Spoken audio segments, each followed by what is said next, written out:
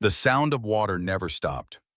Not in the dead of night, not during winter storms, not even when Ethan Rollins lay flat on the wooden floor of his cabin, staring at the ceiling, counting the seconds between each throb of pain in his knee. The waterfall roared less than 200 yards from his porch, a constant reminder that time moved forward even when life felt frozen in place. Some called Ravenon Falls majestic, healing, spiritual. To Ethan, it was camouflage, a perfect place to vanish without vanishing, a ghost with a mailbox. The town had stopped whispering about him to his face years ago, but he could feel the words hanging in the air whenever he limped into the general store for supplies. Crazy Marine, the one who got his squad killed. PTSD freak living like a hermit. They didn't say it at the diner when he came for black coffee. They didn't dare look him in the eye, but he watched how they moved around him like something radioactive, creating a bubble of empty space that followed him wherever he went. Maybe he preferred it that way. He hadn't always been this hollowed-out man with a limp and a beard that refused to stay trimmed. Once he'd led men into fire and brought most of them back. Once he'd believed in medals, in missions, in people. Then came Fallujah. Then came the radio silence that wasn't supposed to happen. Then came the blast that shattered his knee and killed 3 of his men. Then came the silence that never left. Scout was the only one who didn't look at him like a cracked mirror. The Belgian Malinois was 11 now, graying at the snout, slow in the joints, but sharper than any memory Ethan could trust. They'd found each other at a VA shelter, both unwanted for different reasons. Scout had been deemed too aggressive for most families after his previous handler died, while Ethan had been deemed too broken for normal society. Since then, they'd moved through the years like two halves of a broken rifle, silent, lethal in loyalty, and never fully operational. Morning came with the smell of pine and mist. Ethan's routine never varied. Coffee black, eggs cold, and Scout already on patrol around the cabin's perimeter before sunrise. He didn't bother locking his door anymore. If someone came for him, let them come. He didn't sleep heavy, and Scout didn't miss a sound. This morning, Scout's bark broke the rhythm. Not his usual 2 short, 1 long alert for raccoons or coyotes. This was sharp, insistent, urgent, a get-your-ass-here-now kind of bark. Ethan dropped the half-cracked ceramic mug in the sink and limped out the door. Boots half-laced, sidearm tucked into his waistband more from habit than necessity. Scout stood stiff at the far edge of the clearing, staring down at the base of the stone sculpture Ethan had carved into the bluff himself years ago, a crude tribute to nothing in particular, just a habit of a man who didn't want to forget his hands could still shape things. Scout, Ethan's voice was low but firm. The dog didn't look back. Instead, he growled, then began scratching at the base of the statue. Not digging for pleasure or boredom, but scratching with focus, like trying to peel away something he couldn't see but could smell. Ethan limped closer, his knee locking halfway down the 3 wooden steps. "It's just stone," he muttered. But as Scout kept clawing, Ethan knelt and touched the spot the dog had been targeting. The texture wasn't right. It looked like stone, but it crumbled too easily beneath his fingers. Beneath the outer layer was a fissure, small but jagged. And when Ethan leaned closer, the breeze shifted, carrying up a scent so out of place it made his stomach tighten. Iron, rust, and something faintly organic. Blood, old but distinct. He pressed his ear against the cracked surface. Nothing. Then, shifting his head slightly, he caught it, a hollow echo from within. There was a cavity inside the rock, large enough for sound to bounce. Scout stepped back and sat, tail thumping once, eyes never leaving Ethan. "What the hell did you find, boy?" Ethan whispered, brushing away more of the fake stone. Beneath the thin shell, layers of brick and mortar emerged, weathered, hand-shaped, not machine-cut. This wasn't part of his cabin. This wasn't part of anything listed on his land records. He'd checked those himself when he bought the property a decade ago. This was something else. Something buried. Something hidden. Ethan stood, brushing dirt from his jeans and looked toward the tree line. Nothing but pines and fog rolling in from the valley. He turned back to Scout, who still sat watching him, ears forward, alert but patient. "All right," Ethan's voice dry as he reached for the tool shed key clipped to his belt loop. "Let's see what history decided to forget." That night, Ethan sat on the porch with Scout at his feet, a glass of whiskey untouched beside him. He hadn't told anyone about the discovery. Not yet. He'd widened the fissure enough to see down into blackness. The metal smell was stronger now, and the air that came up was cold and dry, unnatural for this region and season. A tunnel, maybe, a storage space, or a grave.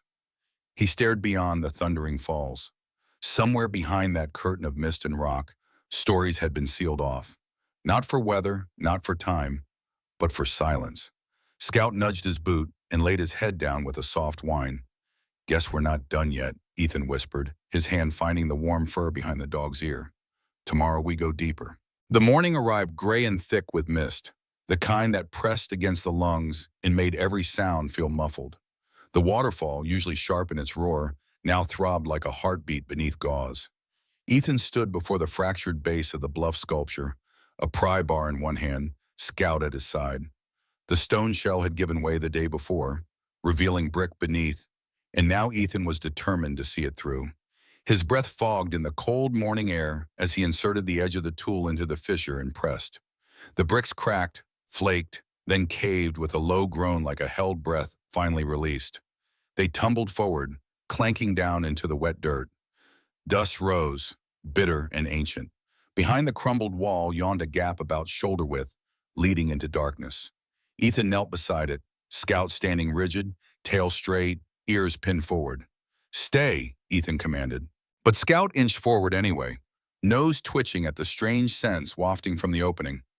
Ethan pulled a flashlight from his belt and clicked it on, the beam slicing through the dust like a scalpel. Wooden steps descended beyond the gap, steep and narrow, aged boards painted in a reddish hue that could have been cedar stain or could have been something else. Dried streaks along the edge looked like they might once have been blood. Ethan's knuckles tightened around the flashlight. He ducked and moved inside, Scout following without hesitation. The air changed immediately, heavy and still, the kind of silence that felt inhabited. Each step creaked, not from his weight, but from memory. The beam of light caught dust particles suspended in the air, like ghosts that hadn't yet figured out how to let go. The stairwell ended in a small corridor, maybe 5 feet wide, with walls lined in warped wood paneling. The floor was plank wood, dry and brittle. About 10 feet in, the light caught something carved low along the wall, tiny hands smudged into the wood grain. Not painted, pressed.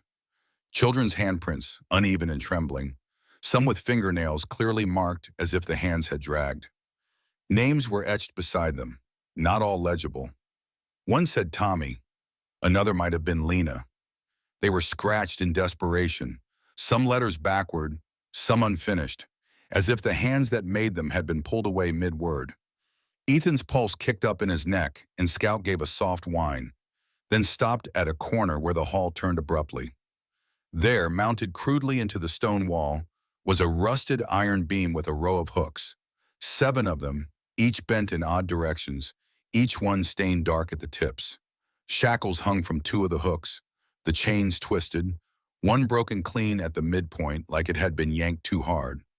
The floor beneath the rack was discolored, as if something had pooled and dried over and over again. Ethan stepped closer, flashlight steady, hand hovering near the sidearm at his belt out of reflex, though he knew the danger here had long since passed, or maybe not.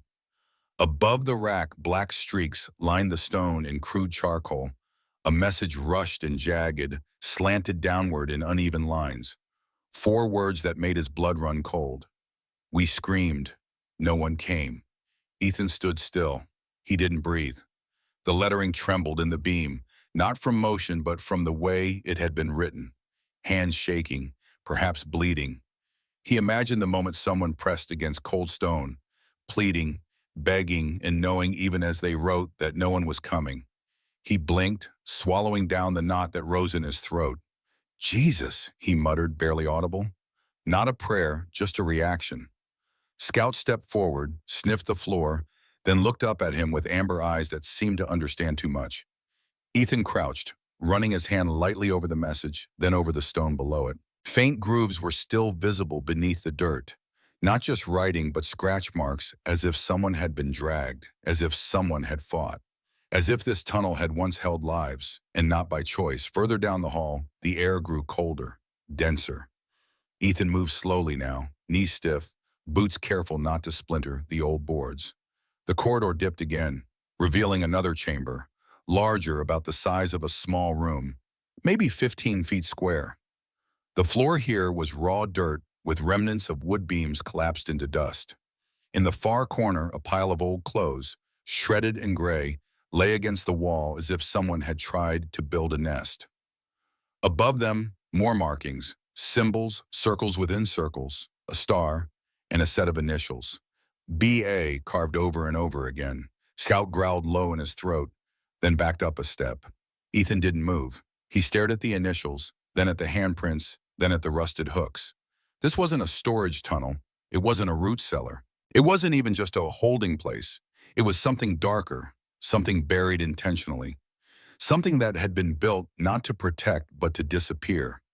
He walked to the clothes, reached out and pulled the top layer aside. Beneath it was a boot, child-sized, molded into the earth, soul eaten by decay. He stepped back, heart thudding in a way that wasn't fear but something worse, recognition. This place had held children. Not for a day, but for long enough that they left marks. Ethan looked back at Scout, who now sat by the doorway, tense, waiting. The flashlight flickered once, then steadied. The waterfall rumbled above them like a giant drawing breath. And somewhere deeper inside the walls, Ethan could swear he heard something shift. Not stone, not wind, something. Ethan stood in the chamber, the beam of his flashlight trembling against the stone, the words on the wall still echoing in his skull. He forced himself to breathe, to push through the clench in his chest, because if he stopped, the silence might press him flat. Scout had moved forward now, paws firm against the dirt floor, head low, ears pricked as though he sensed more waiting in the shadows. Ethan's boots crunched softly against soil packed tight by time as he crossed to the opposite wall, scanning every inch. The old wood beams sagged, remnants of something once meant to brace the chamber, long since surrendered to decay. Dust swirled in the light, and then his boot hit something solid, different from the ground. He crouched, brushed away dirt with his gloved hand, and a square edge emerged.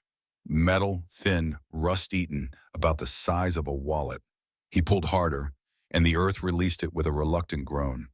It was an old tin box, dented at the corners, lid barely hanging on.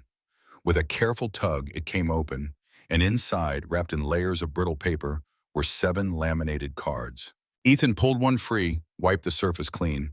A face stared back, faded but still visible. A woman, maybe 30, eyes dark, name beneath. Clara Ellis, 1956. The next card, another face, another year. Each one carried the same weight, and as Ethan lined them out in the dirt, the years spelled a pattern.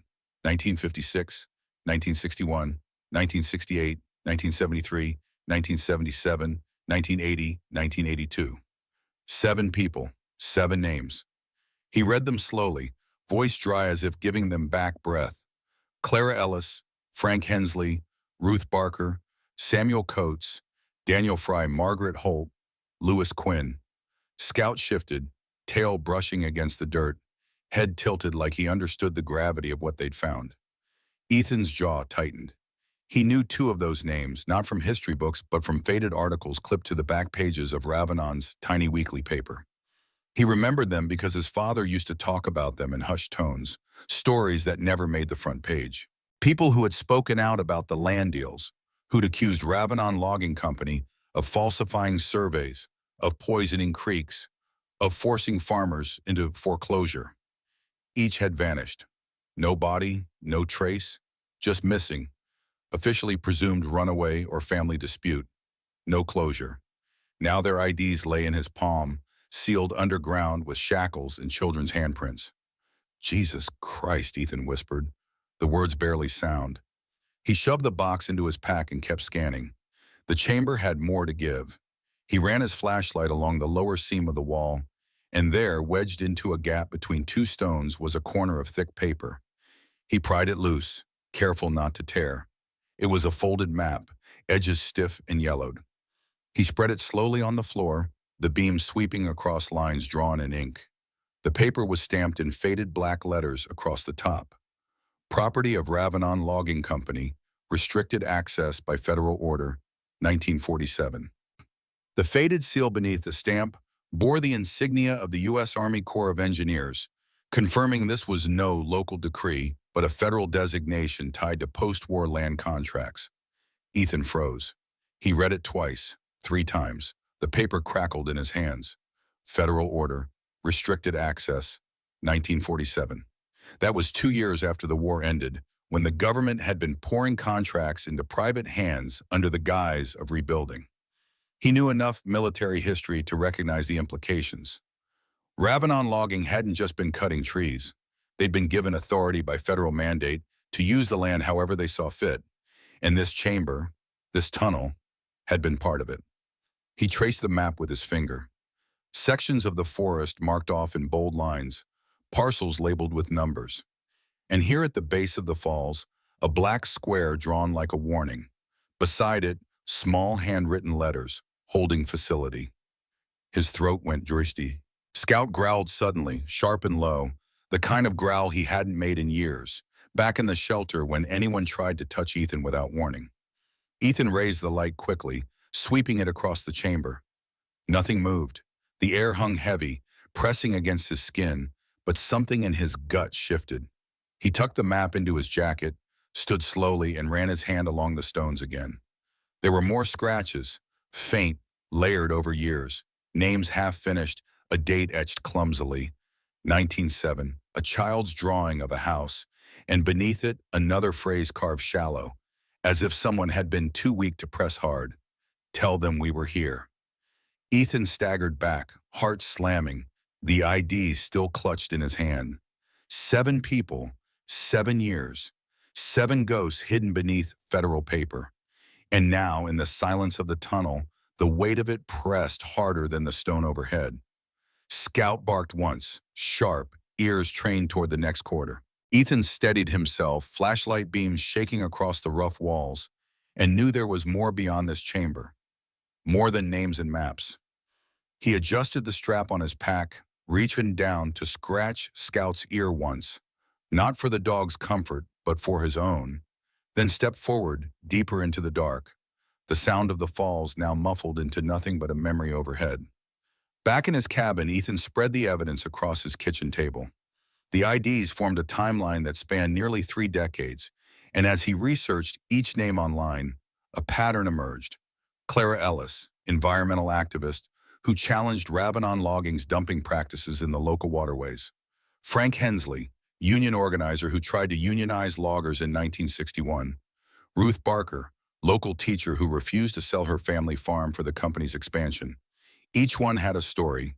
Each one had stood against Ravanon Logging. Each one had been erased. The post-war years made more sense now. Ethan pulled up historical archives about land acquisition in the late 1940s, when the government had granted extraordinary powers to private companies deemed essential for national rebuilding. Timber was crucial for the construction boom, and companies like Ravanon Logging received not just contracts, but authority, backed by federal mandate, to secure resources by all necessary means. It was a blank check written in the name of patriotism and progress, and someone in Ravanon had cashed it in blood. The map told its own story. Parcels marked with dates corresponded with property transfers in county records, farms and homesteads that suddenly changed hands after generations of family ownership. Next to each parcel was a code that Ethan couldn't decipher, but the pattern was clear enough. Where resistance had occurred, people disappeared. Where people disappeared, Ravanon Logging expanded. What troubled him most were the children's handprints. The holding facility hadn't just contained adults who fought back, it had imprisoned their families. Hostages, perhaps, to force compliance, or witnesses who couldn't be allowed to speak. When the sun rose the following day, Ethan knew he needed legal advice. This wasn't something he could take to the local sheriff, not in a town where the name Ravanon Logging still graced the high school gymnasium and the public library. He needed someone with distance, with authority. He dressed in his cleanest clothes, not much of an improvement, and drove his battered truck into town. The law office of Peterson and Cole occupied a limestone building across from the courthouse, the only firm in Ravanon with any history to speak of. The receptionist, a young woman with perfect hair and a hollow smile, asked him to wait. 40 minutes later, he was ushered into an office where Martin Peterson, senior partner, sat behind a desk that looked older than the state itself. I understand you found something concerning on your property, Mr. Rollins. Peterson's voice carried more dismissal than courtesy, hands folded like he was already tired of the conversation. Ethan explained about the tunnel, the IDs, the federal map, careful to omit exact locations. Peterson's face remained impassive, but something in his eyes shifted when Ethan mentioned the Corps of Engineers seal. The lawyer cleared his throat. Mr. Rollins, I'm advising you, for your own good, drop whatever nonsense you think you found. It won't bring you peace and it won't hold up in court. If I were you, I'd seal that tunnel back up and forget you ever saw it. But these people disappeared. There are records, there's evidence. Hearsay at best, Peterson cut him off. And even if there were something to find, the statute of limitations expired decades ago. This town has moved on. I suggest you do the same. Don't come back here. Ethan left the office with his jaw clenched so tight it ached. The dismissal wasn't surprising, but the speed of it was. Peterson hadn't even feigned interest or asked to see the evidence. It was as if he already knew what Ethan had found and had a ready answer prepared. The truck's engine groaned as he pulled away from the curb. He'd expected the town's lawyers to shut him out. What he didn't expect came hours later as he sat in his cabin, Scout at his feet, the evidence spread across the table once more. His ancient laptop pinged with an email. Unknown sender. Subject line, they won't tell you, but I will. Against his better judgment, Ethan opened it. Attached were scanned documents, decades old, typed on thin paper with government headers.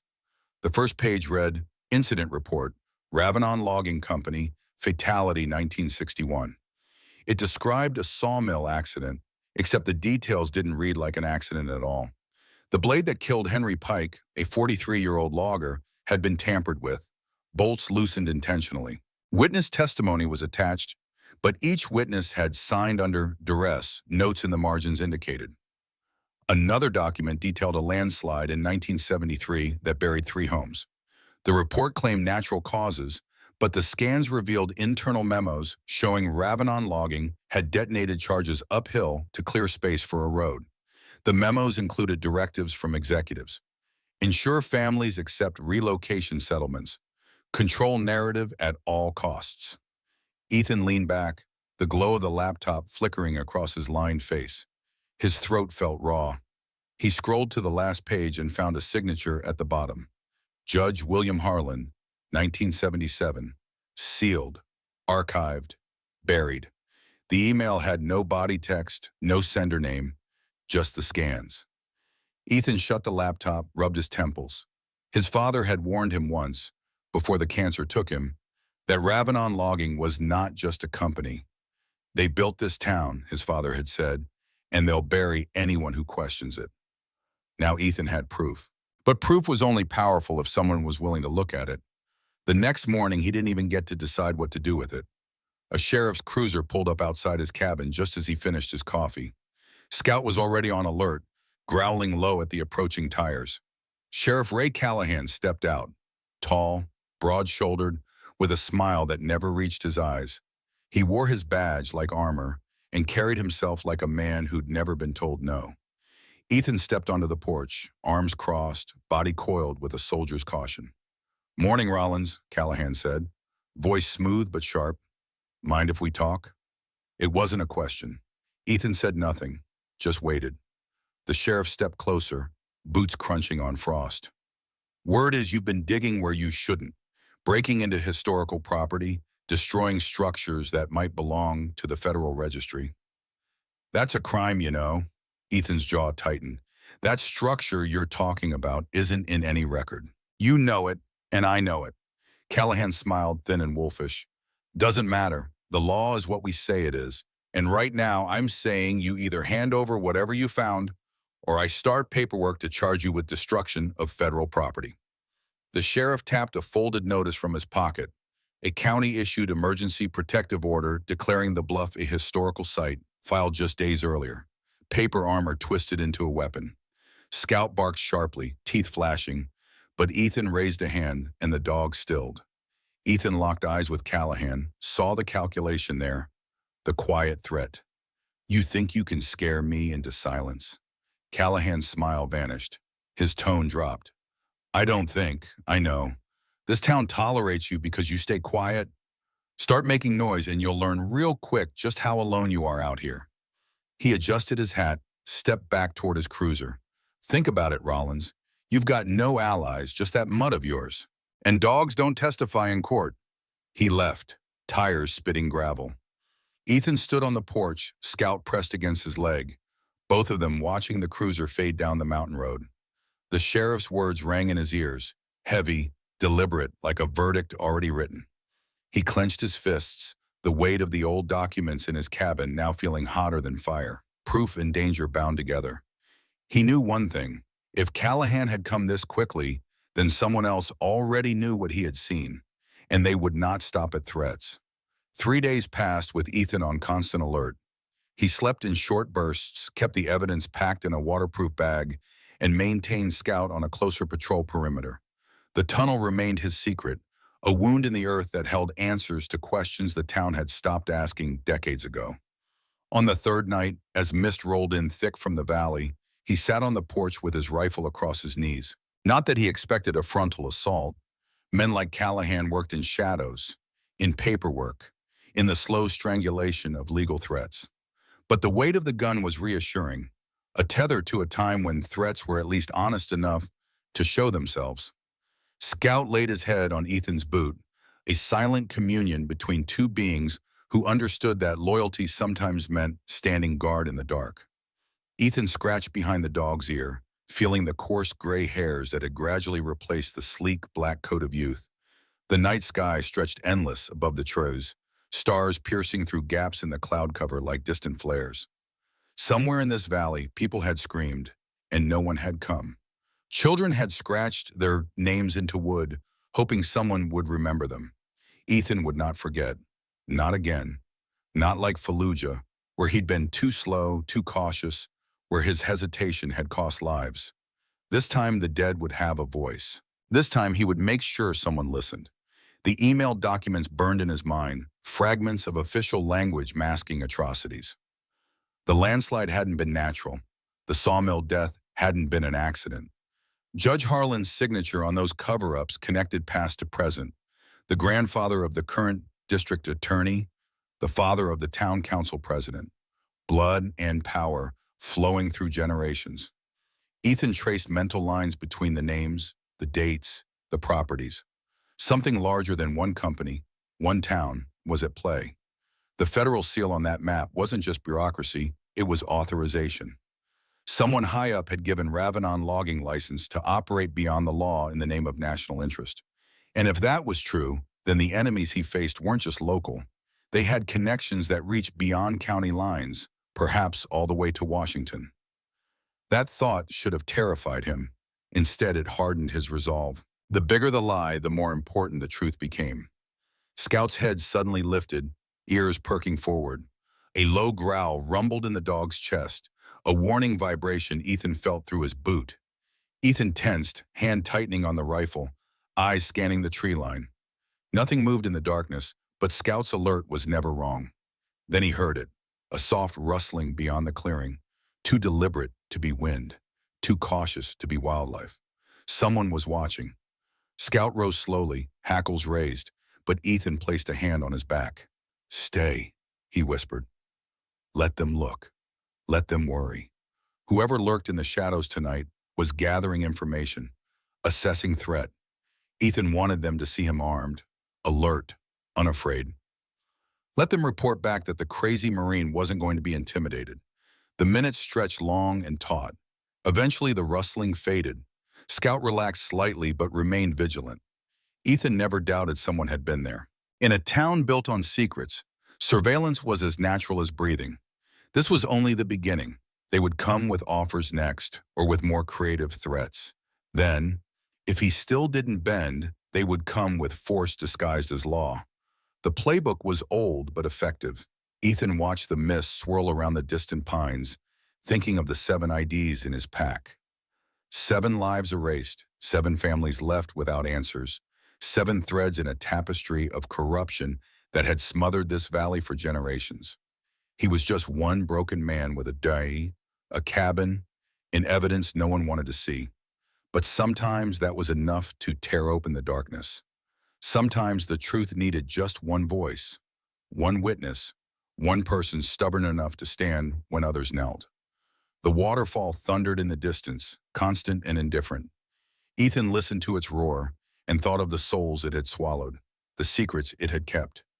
Water shaped stone through persistence, not strength. Perhaps that was his path forward. Not confrontation, but erosion. Steady, patient, unstoppable.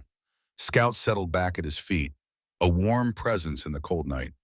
The weight of discovery sat heavy on Ethan's shoulders, but for the first time in years, he felt something like purpose, burning through the fog of isolation. The dead had chosen him as their witness. He would not let them down. Tomorrow would bring new strategies, new dangers, but tonight, under stars that had watched civilizations rise and fall, Ethan Rollins made a silent promise to those forgotten beneath Ravenon Falls. Your names will be spoken again. Your truth will be known, and those who silenced you will finally answer for their crimes. The war he'd fought overseas had left him broken, but this war for memory, for justice, for the voiceless, might just make him whole again. Dawn broke across Ravenon with mist clinging to the pines, the scent of coming rain heavy in the air. 3 days had passed since Sheriff Callahan's threat, and Ethan had spent them in a state of hypervigilance, sleeping in short bursts, keeping Scout close. He'd hidden copies of the evidence in multiple locations, one set buried in a waterproof case near the fallen oak at the property's edge, another sealed in the hollow space beneath his cabin's floorboards, a third tucked into his old service rucksack, ready to move. The morning had a stillness that felt deceptive, like the pause before an ambush. Scout's behavior had changed since their discovery, the dog growing more alert, more protective. Even now, as Ethan nursed a cup of bitter coffee on the porch steps, Scout paced the perimeter, stopping occasionally to stare toward the waterfall with ears pricked forward. Ethan watched him, noting the unusual focus. In their years together, he'd learned to trust the dog's instincts more than his own. Scout had sensed the tunnel before they found it. Maybe he sensed something else now. The dog stopped suddenly near the base of the falls where the white water thundered into the gorge. He stood motionless, then gave a single sharp bark, the same alert that had led them to the hidden entrance days before. Ethan set his mug down and followed, limping across the uneven ground as fast as his damaged knee would allow. The spray from the falls created a perpetual veil of mist, freezing the rocks into a treacherous sheet of ice each morning before the sun climbed high enough to melt it. Scout remained fixed in position, pawing at something half buried in stone. Ethan approached cautiously, scanning the tree line before crouching beside the dog. What he initially took for a blackened wooden column, half buried in stone, revealed itself as something more deliberate upon closer inspection. The wood was charred, as if it had once burned, then been extinguished by decades of spray from the falls. Scout pawed at it at base, then backed up, eyes fixed on Ethan with that unnerving intelligence that sometimes made him wonder who was actually in charge of their partnership. All right, let's see, Ethan muttered. He brushed away moss and splintered wood until his fingers struck something metallic wedged deep in the crevice. He pried it loose, confusion growing as he examined the object. It wasn't wood at all. Not entirely. It was casing, a camera, a waterproof housing, corroded but remarkably intact, bolted into the rock as if someone had hidden it there to watch, or to guard. His stomach knotted. Cameras didn't just end up sealed behind scorched beams under a waterfall. Someone had put it there deliberately, and someone had meant it for it to stay hidden. Inside, the waterproof housing was not a modern camera at all, but a battered Betamax camcorder, the kind manufactured in the late 70s. The metal casing was corroded, its plastic yellowed, yet a cassette still sat locked inside, reels stiff with age. Ethan examined the housing more carefully. It wasn't just any waterproof case, it was military grade, designed for extreme conditions. His unit had used similar protection for surveillance equipment in Iraq. The rubber gaskets had degraded, but they'd held long enough to protect the contents from decades of exposure. Whatever was on this tape, someone had gone to extraordinary lengths to preserve it, then tried to destroy it. He pried the tape free, dried it carefully with his shirt, then tucked it into his jacket. The discovery raised more questions than it answered. Who had placed a camera here? When? And why had they tried to burn it? Back at the cabin, Ethan unpacked a digitizer rig he'd kept from his service days, equipment designed to recover data from damaged media. He'd used it overseas to salvage intelligence from devices recovered in raids. Now it might help him recover whatever secrets the waterfall had been guarding.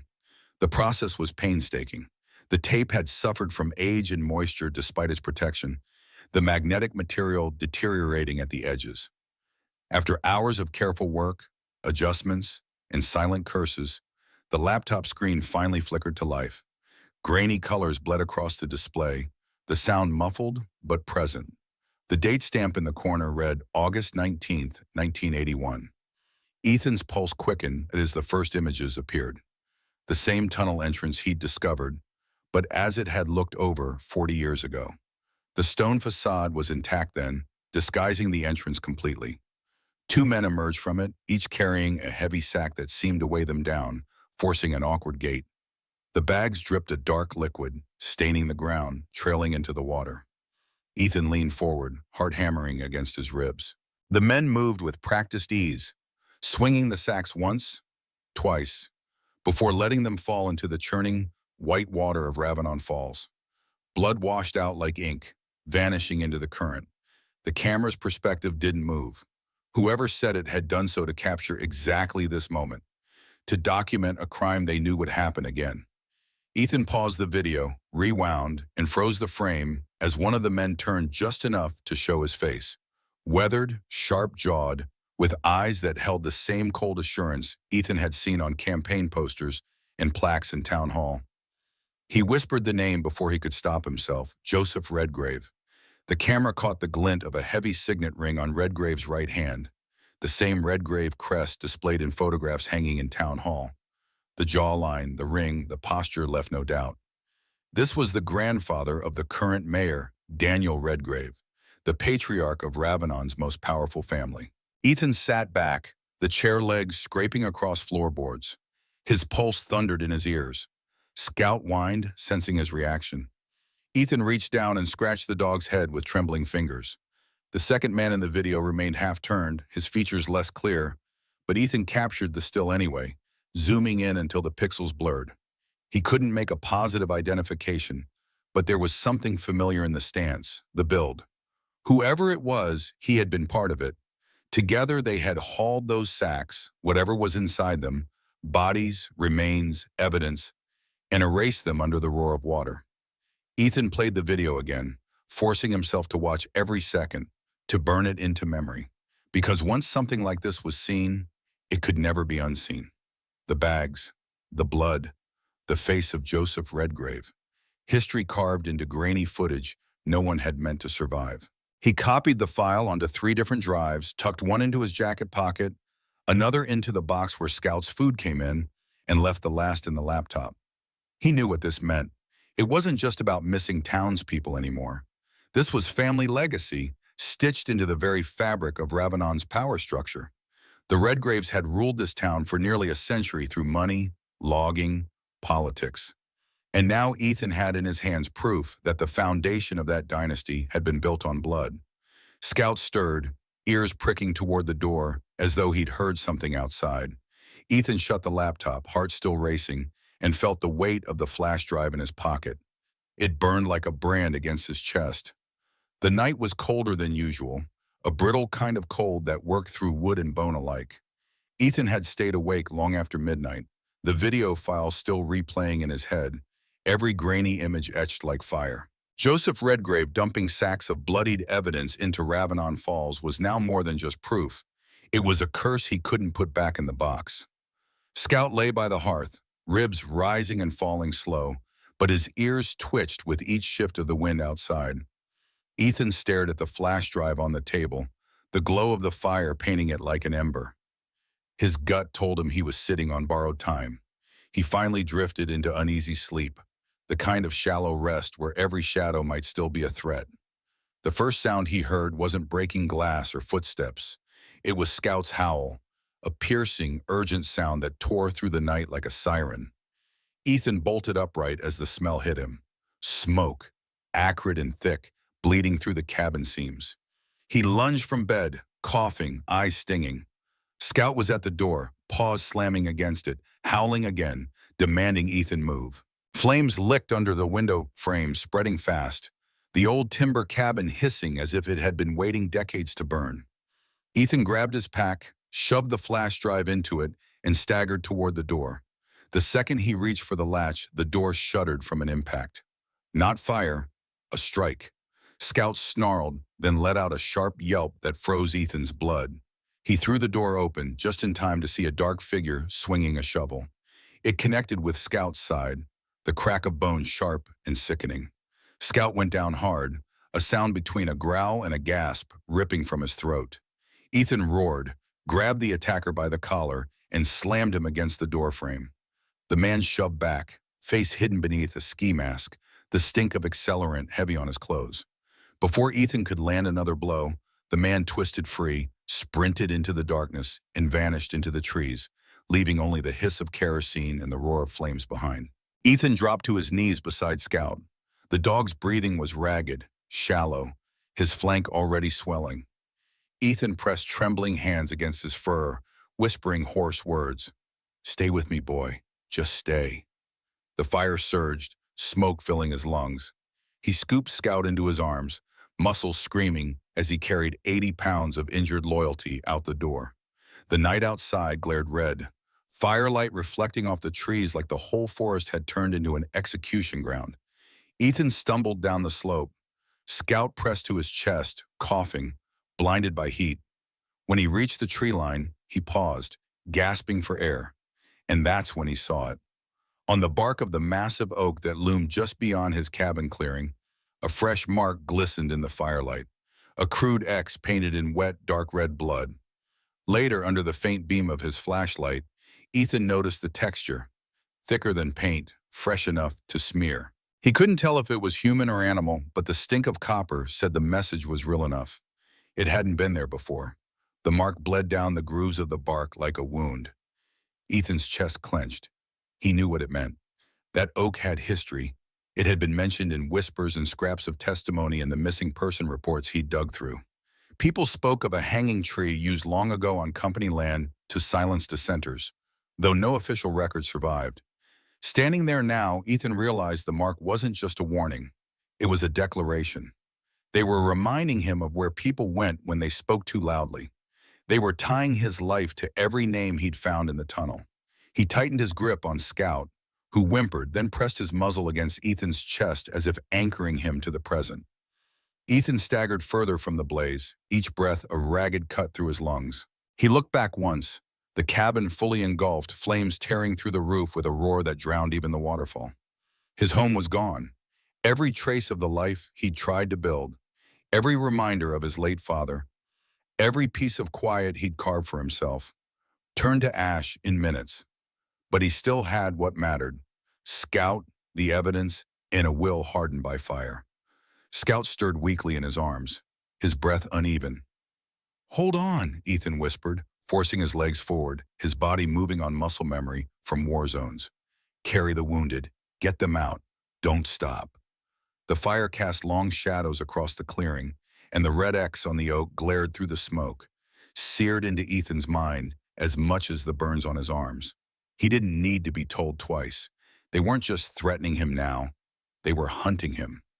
Ethan had spent the dawn hours tending to Scout, wrapping his ribs as carefully as he could, with what little medical supplies he kept from his service days. The dog lay curled on a blanket in the back of Ethan's truck, sides heaving with each breath, eyes duller than Ethan could bear. He wanted to drive him straight to the nearest vet, but Callahan's cruiser had been seen too many times outside the clinic in town, and he couldn't risk Scout being taken as leverage. Instead, he headed southeast toward Butler County, where an old war buddy ran a small animal hospital that wouldn't ask questions. Mike Torres had been a combat medic in their unit, now a veterinarian who understood that some injuries came with stories better left untold. His practiced hands examined Scout gently, confirming 3 broken ribs and substantial bruising, but thankfully no punctured lung or internal bleeding. Torres hadn't asked about the burns on Ethan's arms or the haunted look in his eyes, just treated them both and offered his office's back room as temporary shelter. It wasn't charity. They'd saved each other too many times overseas for that. It was the unspoken bond of men who'd seen things they couldn't explain to those who hadn't been there. Let him rest here a few days, Torres advised, cleaning his hands at the sink. I've got space, and no one's looking for you here. Ethan nodded, gratitude catching in his throat. Scout would be safe, monitored, cared for. It gave him freedom to move, to act, and he knew exactly where he needed to go next. By late morning, Ethan drove into town, his truck carrying the smell of smoke in its upholstery. His face was set in a mask that made the few townsfolk on Main Street glance once and look away fast. Word of the fire had spread, but no one asked questions. No one ever did in Ravanon. Ethan parked outside the small nursing home on the edge of town, a brick building with faded shutters that smelled faintly of bleach and boiled vegetables. He hadn't come here by chance. The name Margaret Holt from the IDs haunted him. But there had been another name whispered once in his father's stories. Eliza Carraway, the only one who'd ever made it out alive. He didn't know if she was still breathing, but a query at the front desk confirmed his hope. Miss Carraway's in room 12. Don't upset her. The nurse's tone suggested this was a standard warning, not specific to Ethan's visit. He walked down the narrow hall, the smell of antiseptic growing stronger with each step. The door to room 12 was partially open. Ethan knocked softly, then entered. A tiny figure sat in a rocking chair by the window, frame swallowed in a patchwork shawl. Her hair was white and wispy, her face a map of time, but her eyes, startlingly sharp, pale blue, fixed on him the second he entered. You've been where you shouldn't. Her voice was thin but steady, almost accusatory. Ethan froze, the air shifting heavy around him. Excuse me? She nodded once, her hands trembling slightly on the armrests. The tunnel, the hooks, the children. You saw it. Ethan swallowed hard. How could you possibly know? She closed her eyes, the lids quivering as if holding back storms. Because I was there.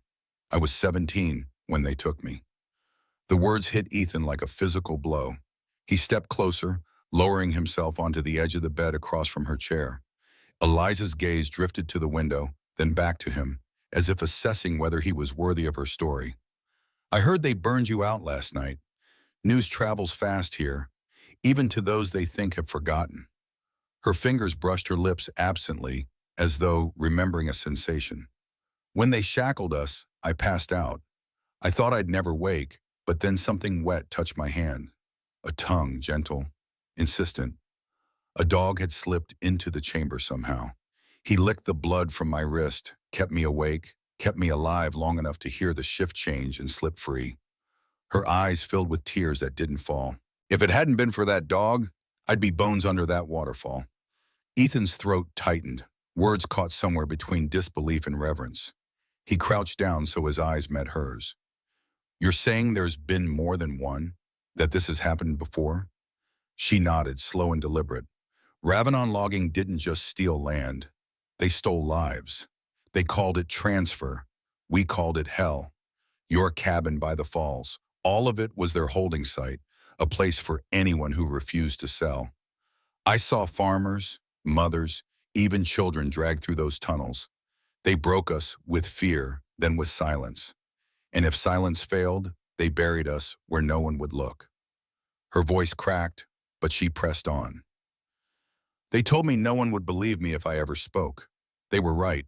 I tried once in '54. The sheriff then laughed me out of the station. So I stayed quiet, lived with ghosts. She leaned forward, her frail hand trembling as it reached toward him. Her palm was cool and paper-thin against his scarred knuckles.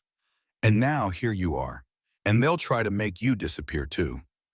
Ethan clenched his jaw, the image of the bloodied X on the oak searing against her words. Why now? Why are they coming after me? Eliza's gaze sharpened. Because you dug up what they spent generations burying, and they can't bury it again unless they bury you with it. They'll come at you from all sides. Legal threats, character assassination, violence disguised as accident. That's always been their way. She reached under her shawl and pulled out a worn leather notebook, its cover cracked with age. This was my father's. He documented everything before they took him. Property lines, water rights, the original deeds. The real maps, not the ones they filed after. I've kept it safe all these years, waiting. She pressed it into his hands. Take it. Use it. Ethan accepted the notebook, the weight of it surprising for something so small. Inside, meticulous handwritten notes detailed boundary disputes, water access rights, and allegations of forged deeds, all dating back to the 1940s. She'd been guarding this evidence for 70 years, waiting for someone willing to listen. No one believed an old woman, she continued, but you have something didn't. Proof they can't ignore. Her fingers gripped his wrist with surprising strength. Make them remember us. Make them say our names again. Ethan nodded, tucking the notebook into his jacket. I found a video from 1981. Joseph Redgrave and another man dumping something in the falls, something that left blood in the water. Eliza's expression hardened. Joseph Redgrave, the devil himself. His grandson Daniel is cut from the same cloth. Power passing to power, blood passing to blood. Breaking that lineage of cruelty might be the only way to set this town free. Ethan left the nursing home with Eliza's words ringing in his ears, the weight of her confession heavier than the pack on his back. The world outside looked unchanged. Frost on the sidewalks, children chasing each other across a yard, cars coughing smoke into the air. But for him, nothing would ever be the same. He drove to a motel 30 miles outside town, one of those anonymous roadside establishments that catered to travelers who needed to disappear for a night. The room was basic but clean, with decent Wi-Fi, all he needed for the next step. Ethan spent hours compiling the evidence, the IDs from the tunnel, the federal map, scans of Eliza's notebook, and most damning of all, the video footage. He recorded himself on the laptop's camera, recounting what he'd seen and what Eliza had told him. His voice remained steady even as he described the tunnel, the shackles, the children's handprints. Years of military discipline had taught him how to report horror without flinching. When he finished, he packaged it all together and sent it to a freelance investigative journalist he'd met years ago in Denver, a woman named Riley Monroe who had built a reputation for chasing stories no one else would touch. Her work exposing corruption in small-town politics had won awards and made enemies in equal measure. Ethan trusted her more than anyone in Ravanon. The message he attached was brief. This is happening in Ravanon, Oregon. These people were real. I have the proof. Please help make sure their names are remembered. Hours passed. He dozed in the uncomfortable chair, the burner phone he'd purchased on the way lying silent on the table. Then it buzzed with a notification. Riley had gone live. Ethan clicked the link. On his screen, Riley sat in her cluttered office, eyes blazing as she introduced the footage. She showed the tunnel, the IDs, the federal stamped map. She played the 1981 video, her voice tight as she froze the frame on Joseph Redgrave's face. And then she cut to Ethan's recorded testimony, his words raw and unpolished, his scarred face unflinching as he said, "They murdered people to steal land. They buried them under my feet, and they tried to burn me alive to keep me quiet." For 20 minutes, the broadcast streamed uninterrupted, comments pouring in, outrage spreading. But then, just as Riley's voice grew more urgent, laying out the connections between past disappearances and current town leadership, the feed froze. The screen went black. A system message appeared. This channel has been terminated for misinformation. Ethan swore under his breath, slamming the desk with his fist. He refreshed the page. Nothing. Riley's entire archive was gone, her name erased like it had never existed. He called her cell. No answer. He tried again. Straight to voicemail. A chill spread through him, colder than the night air. They had silenced her quicker than he thought possible, with a reach that extended far beyond Ravenon's borders. This wasn't just a corrupt town, it was a system, with connections in places high enough pushed to terminate a prominent journalist's entire online presence within minutes. Ethan sat there, rage chewing through his chest, when another notification lit the screen. This time it was a message from an anonymous account. No name, no picture, just a black icon with a single word. Wait, a link followed. Ethan hesitated, then clicked. The screen opened onto a dark web stream, the kind of back-channel feed built for whistleblowers and fugitives. And there it was, Riley's broadcast replaying in full, but this time under a header that read, "Truth that cannot be buried." The comment section flew faster than Ethan could read. Thousands of people tuning in, then tens of thousands. By nightfall, the viewer count topped 1 million. Clips spread like wildfire across forums and encrypted apps. People demanded answers. Activists shared the names from the IDs. Families of the missing spoke out. College students from across the state began organizing rallies. Hashtags trended overnight. Ravanon blood, silent no more, Redgrave cover-up. Ethan watched it unfold from his motel room, numb with shock at how fast the tide had turned. He had expected silence, dismissal, maybe a headline buried on page 6. Instead, he was watching an entire state catch fire with fury. But the euphoria was short-lived. For every post demanding justice, another appeared denouncing the video as fake, accusing Ethan of fabrication, calling him unstable, a disgraced veteran chasing ghosts. Trolls flooded the feeds. Bots spouted propaganda about Ravanon logging being a pillar of American prosperity. The battle lines were drawn in pixels and voices, and Ethan knew exactly which side had more money, more reach, more muscle. Still, the dark web feed wouldn't go down. Whoever had uploaded it was running servers outside the country, untouchable by the same censors that had silenced Riley. Ethan tried messaging the anonymous account. "Who are you?" No reply came for hours. Then just as dawn broke, a single message appeared. "Keep going." He stared at the words until they blurred, then closed the laptop. Whoever his ally was, they remained in the shadows, helping but not revealing themselves. In a town built on secrets, perhaps that was the only safe way to operate. Ethan checked out of the motel and drove back to Tora's clinic. Scout was awake when he arrived, eyes brightening as Ethan entered, tail giving a weak thump against the blankets. The reunion pierced something in Ethan's chest, a reminder that in all this darkness, some connections remained unbroken. Torres offered his spare room above the clinic, a simple space with a bed and a desk. "It's yours as long as you need it. Nobody's looking for you here." Ethan accepted with a nod. He needed a base of operations, somewhere to monitor the fallout and plan his next move. Scout needed time to heal, and Ethan needed allies. Torres was just the first. The firestorm of outrage didn't stay online. Within a week, volunteers, journalists, and independent researchers started pouring into Ravanon despite threats from local officials. Ethan watched them arrive with a mixture of disbelief and unease. For years, the town had looked at him as a ghost, an embarrassment, a broken soldier who muttered at shadows. Now, camera crews parked on Main Street. Students camped in church basements.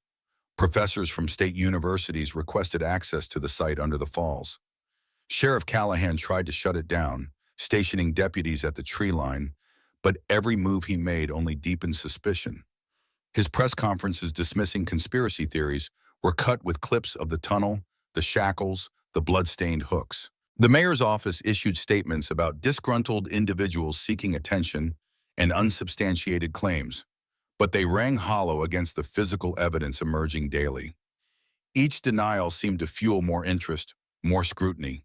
In the end, under mounting pressure, the state reluctantly allowed an independent archaeological survey under the guise of preserving historical property. Ethan knew what that really meant. They wanted to control the narrative. But the narrative was no longer theirs to write. He kept his distance initially, monitoring from Torres' clinic as Scout's ribs slowly healed. The dog slept more than usual, but his eyes were clear, his appetite returning. The attack had aged him, silver hairs spreading faster across his muzzle, but the loyal heart remained strong. When Ethan finally ventured back to the falls, it was under the protection of a crowd. A team of archaeologists led by Dr. Orr. Hannah Whitaker had established a perimeter around the site, complete with security cameras and volunteers standing guard in shifts. Dr. Whitaker herself was a sharp-eyed woman in her 40s who shook Ethan's hand firmly when he approached. "You've already done the hardest part. Now let us do ours." Scout sat stiff by Ethan's side, ribs still mending, gaze never leaving the strangers swarming over what had once been their private domain. Ethan wasn't sure whether to feel relief or dread as ground-penetrating radar, drones, and cameras were deployed across the area. The waterfall thundered as though it had seen this all before. decades of secrets washing away, only to resurface when the time was right. 2 days into the dig, the first chamber gave way. Wooden beams collapsed under careful removal, revealing a cavity deeper than Ethan had ever dared to explore alone. The stench that rose from it was unmistakable, a cocktail of rot, iron, and time. Protective masks went on. Floodlights snapped alive, and silence fell as the first bones came into view. 3 sets, each collapsed in unnatural positions, half consumed by the earth. But what seized Ethan's breath wasn't just the bones. It was the details that clung to them. On one skeleton still rested a shoe, the leather cracked but intact, sole stamped with a brand discontinued in 1973. Another had a rusted brass union badge pinned to the tatters of fabric, the letters still faint but clear enough to read, Ruth Barker. Ethan's knees weakened. He whispered the name as if summoning a ghost, remembering it from the stack of IDs. A third skeleton clutched something metallic against its ribs. When pried loose, it revealed itself as a military-style tag, corroded but legible. Lewis Quinn. The team documented each find with solemn precision, but Ethan could feel the air in the chamber change. The silence wasn't just scientific. It was reverence, the kind of reverence that acknowledged these were not artifacts, but people whose voices had been ripped away. As the light shifted, something else caught the beam. Small bones scattered in the corner, not aligned with the human remains. The archaeologist crouched, brushed gently, then froze. "This isn't human," she murmured. Ethan stepped forward, his throat dry. The bones were canine, a rib cage, a jaw, teeth still sharp, a collar fused into rust. Ethan's breath hitched. Scout, the living one at his side, whined as though recognizing kin. Ethan crouched, trembling fingers brushing the dirt. The archaeologist lifted the corroded collar and revealed a small plate, still legible beneath the grime. The tag bore only one word, stamped deep enough to survive the decades. Scout. Ethan felt his chest collapse inward. It wasn't possible. Hours later, deeper in the chamber, another object emerged from the soil. A medal, dulled but still gleaming under floodlight. Its engraving read, "To Scout for Bravery Under Fire, 1945. Dr. Whitaker later confirmed that quartermaster records for that medal still existed in declassified files, tying it to a war dog assigned to a Pacific unit in 1945. Ethan's vision blurred, heart slamming against his ribs, the name echoing. The same name. He'd read about war dogs, the way soldiers had relied on them for survival in the most desperate conditions. And now, in this place, beneath this cursed waterfall, lay the bones of one such animal. A dog once called Scout. A dog honored for valor, discarded like the people it had tried to protect. Ethan staggered back, chest heaving. He looked down at his Scout, alive but wounded, gazing up at him with trusting eyes. The coincidence was too sharp, too cruel. Different decades, different wars, the same name, the same loyalty. History repeating itself not in books, but in blood and bone. Dr. Whitaker touched his shoulder, her voice gentle but steady. "These people didn't just vanish, Mr. Rollins. They were erased. What you found, it proves everything." Ethan said nothing, staring at the metal in his hand, the weight of it heavier than any rifle he'd ever carried. The air smelled of dust and finality, but beneath it ran a current of rage, silent and rising. Scout pressed against his leg, ribs shuddering, eyes glinting in the light. Ethan knelt and whispered words meant only for the dog, but they carried in the quiet chamber. "They had a Scout then, and I've got a Scout now, and neither of you were ever meant to be forgotten." The waterfall thundered above, as though bearing witness, its spray seeping through stone, its roar the only eulogy these bones had ever been given. The discovery of the remains beneath Ravenon Falls became the breaking point.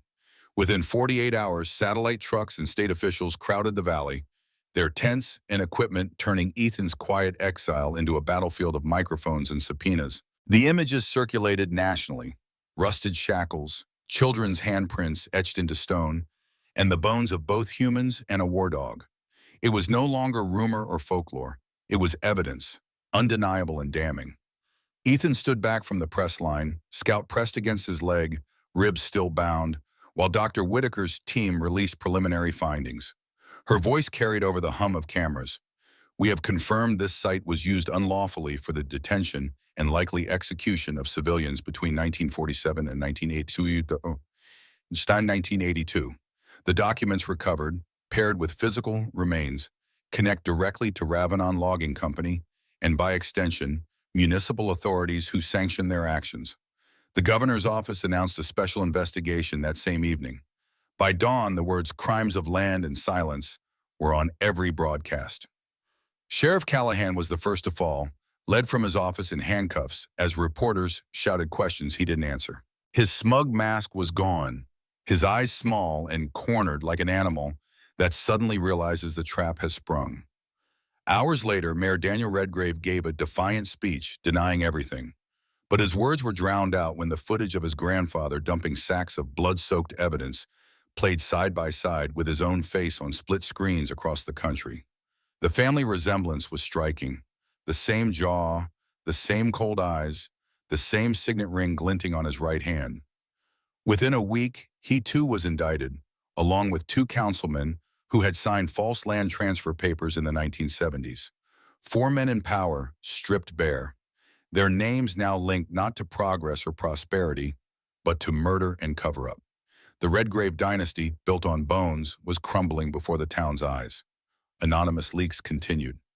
Records showing land transfers immediately following disappearances. Internal memos about problem residents who later vanished.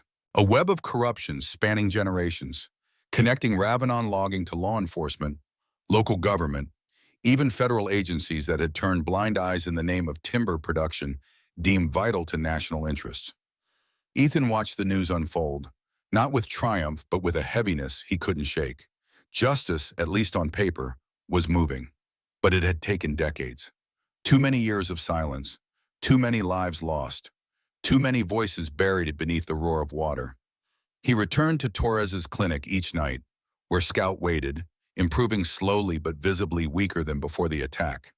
The dog had always been old, 11 when they met, over 15 now, but the beating had accelerated his decline. His eyes remained bright and alert, but his body was betraying him day by day. "It's the ribs," Torres explained one evening, voice low. "They're healing, but the trauma at his age, it's asking a lot. His heart's working overtime." Ethan nodded, something cold and final settling in his chest. He'd seen it before, in men who survived the initial blast only to fade weeks later. The body could only absorb so much violence before it surrendered, regardless of the spirit inside. Each night, Ethan sat beside Scout's bed on the floor of Torres's spare room, one hand resting on the dog's flank, feeling the rhythm of breath, the steady but gradually slowing beat of his heart. He told Scout stories about the other Scout whose bones they had found, about the people whose names would now be remembered, about the town that was finally facing its ghosts. In those quiet hours, Ethan realized something he'd been missing in the chaos of exposure and revelation. This had never been about him. It had always been about them. The forgotten ones, the erased ones, the ones who screamed when no one came. He had simply been the vessel, the voice they'd been waiting for. Scout had led him to that truth, just as another Scout had led Eliza to freedom decades ago. Dogs seeing what humans missed, loyalty outlasting time itself. The night the indictments were announced, Scout collapsed by the fire. His body gave out quietly, without drama, his head resting against Ethan's boot, as though he had simply decided his work was finished. Ethan tried everything, his hands pressing, his voice urging, but he knew the look in Scout's eyes. A slow, grateful fade. The dog that had carried him through nightmares, through fire, through truth itself, was gone. "I'm sorry," Torres whispered from the doorway. He was a hell of a dog. Ethan didn't respond. He gathered Scout into his arms one last time, the body still warm but emptied of the spirit that had made it his companion. In that moment, all the justice in the world felt hollow against this single personal loss. They buried Scout 2 days later by the falls, in soil that had given and taken so much. The townspeople came, not all, but enough to matter. People who had once crossed the street to avoid Ethan now stood shoulder to shoulder, some holding candles, others nothing but silence. For the first time since returning from Iraq, Ethan didn't feel invisible. He lowered Scout into the ground with his own hands, every shovel full of dirt, both an ending and a beginning. When the grave was finished, he set a stone marker, rough-hewn but solid, the kind that wouldn't vanish with time. He had carved into it himself the night before, his hands blistered but steady. The words were simple. They called him a dog. But he opened what history tried to bury. He spoke them aloud now, his voice low but carrying across the gathered crowd. For a moment, no one moved. The only sound, the eternal roar of Ravenon Falls. The silence stretched heavy and absolute. Then from the back, a single clap echoed. Another followed and another until the whole gathering rose in applause, not out of politeness, but out of recognition. For the dumb, for the truth, for the man who had refused to let silence win. 2 weeks after Scout's burial, Ravenon had transformed beyond recognition.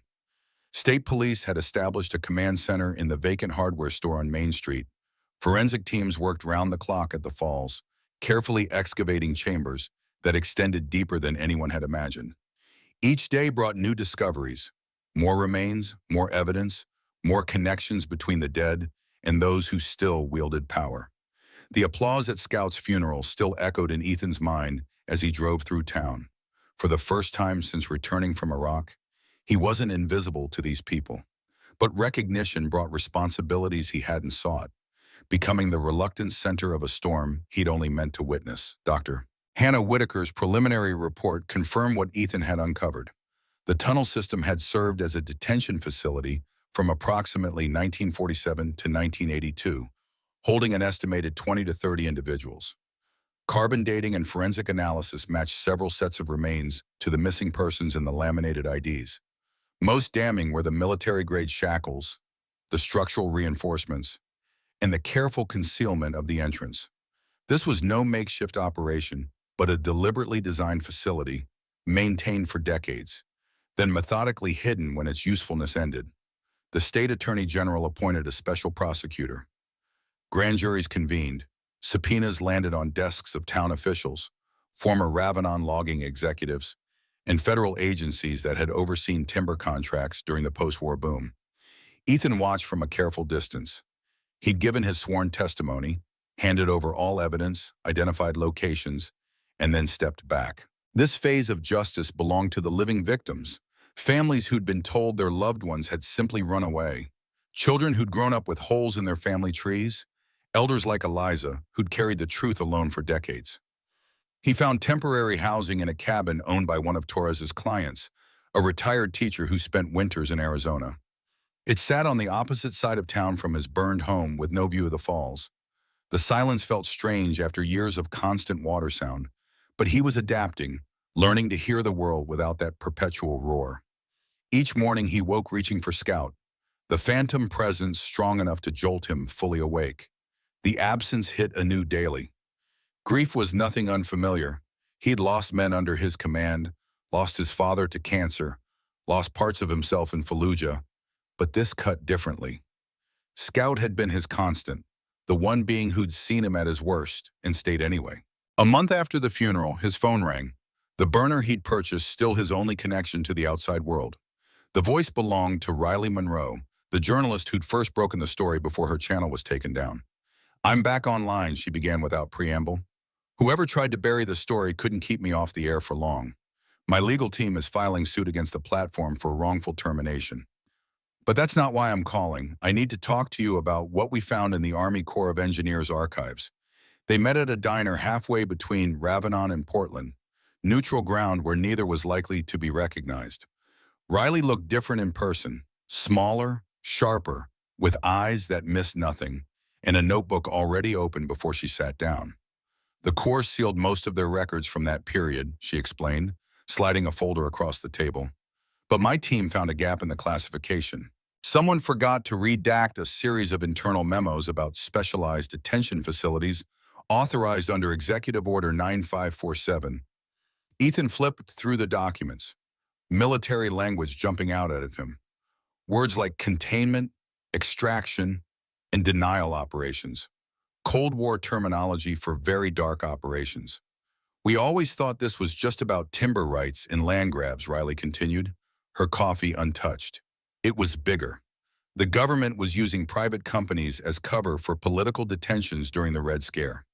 Ravanon Logging got federal contracts in exchange for housing persons of interest, suspected communists, labor organizers, environmental activists, people who threatened the established order. That explains the federal stamp on the map, Ethan said, studying a memo authorizing temporary holding structures on land controlled by timber companies across the Pacific Northwest.